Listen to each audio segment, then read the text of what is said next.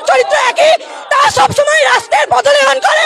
তার জন্য যদি ছাত্রছাত্রীদের পিঠে মারতে হয়, তা দিয়ে তাদের কিচ্ছু যায় আসে না। দুজনেই স্বৈরাচারের দালাল, দুজনেই আন্দোলনকারীদের ওপর হামলা করেছে এবং করবে, ভবিষ্যতেও করবে যতক্ষণ না এদেরকে নামানো হচ্ছে নিজের গদি থেকে।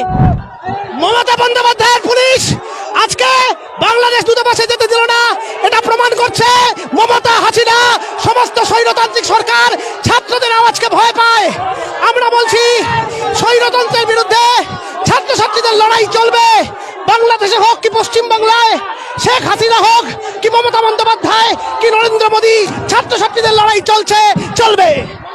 আজকে আপনারা দেখতে পাচ্ছেন মমতা সরকার বিন্দু মাত্র কোনো তাদের খেয়ালই নাই, খামখেয়ালি আছে। একই জিনিস যেটা হাসিনা সরকার করে সেটা এখানে মমতা সরকার করছে।